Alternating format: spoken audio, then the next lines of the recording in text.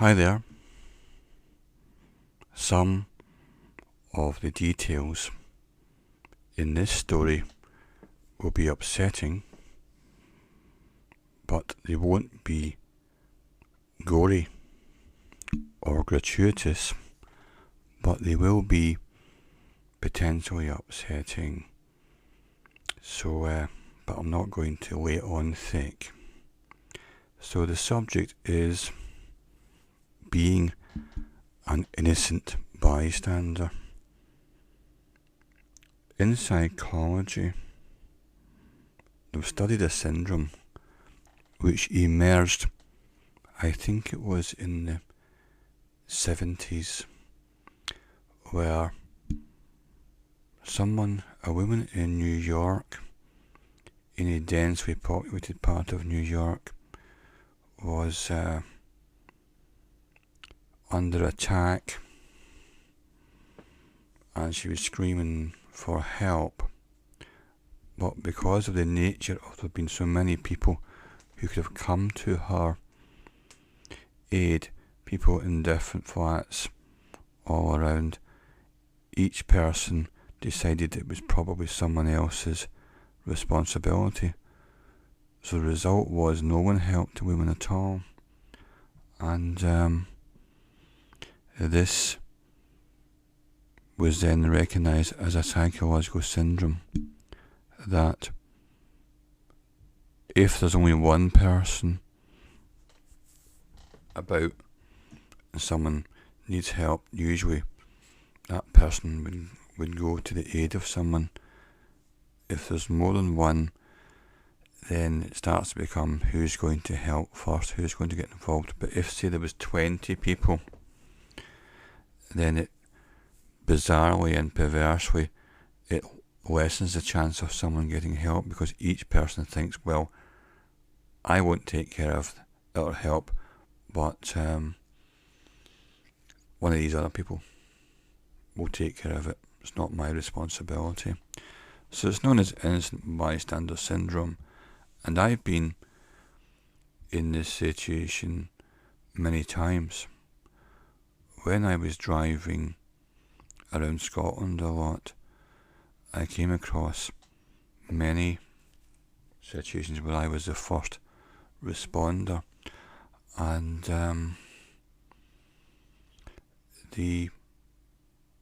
I was also driving from Elgin to Aviemore over 7 winters, and that gave me plenty of opportunity to be the first person to come across a nasty accident.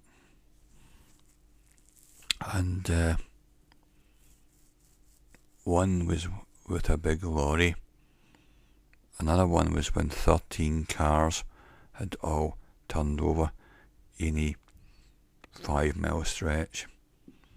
And another one was a really desperate one, which I'll be very careful how I put this one across, what I came across.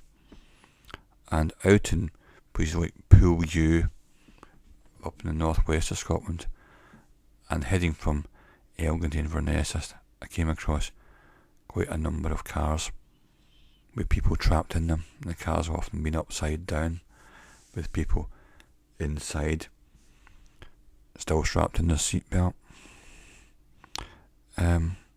So I'll probably tell you about those other ones, maybe one at a time, because each story is something significant in itself.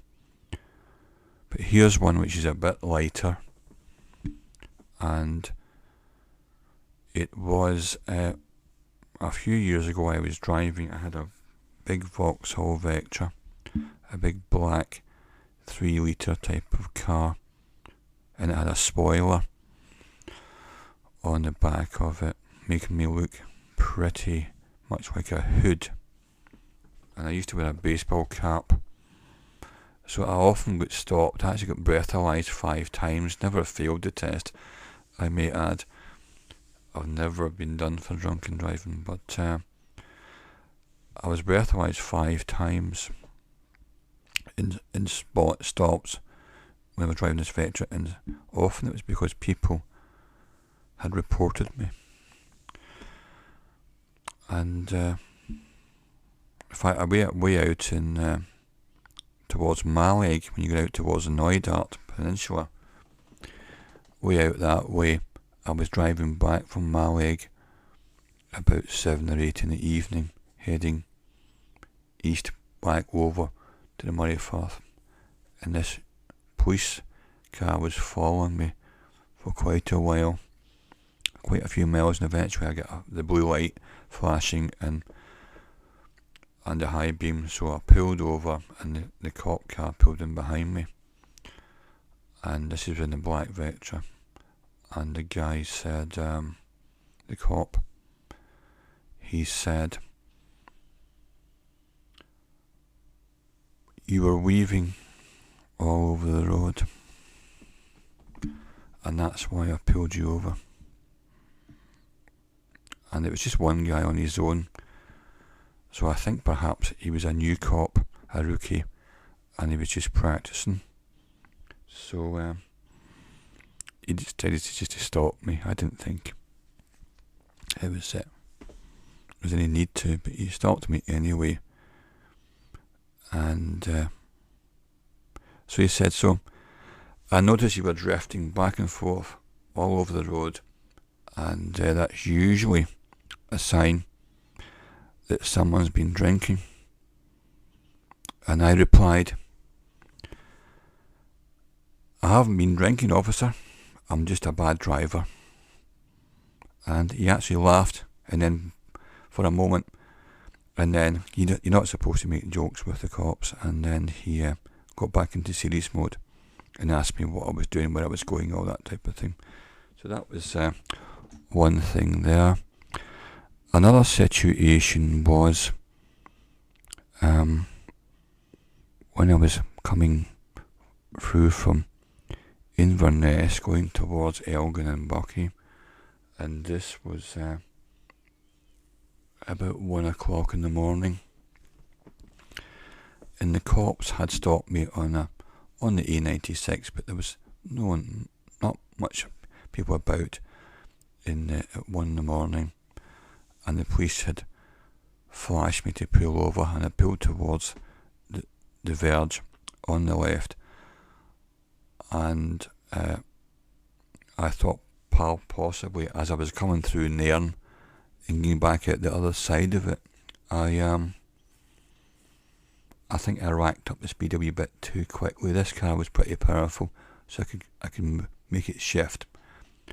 If I put it into third gear and hit the gas, it would just really pull. So I think I maybe, before I got out of the 30 zone, I pulled it, and maybe I was heading towards 35 to 40, just as I was heading towards the edge, and they were hiding under some type of stone bridge. They were sitting there looking, and so I was an easy target. So as I flipped by this bridge, I kind of quickly glanced and I saw there was a cop car sitting in there, so it didn't surprise me when they started to tail me and they flashed me. Then they said they'd reports of someone, but what happened was, that came a bit later, because they stopped me and the guy came up to the car. It was a female cop and a male cop, and they were both young people.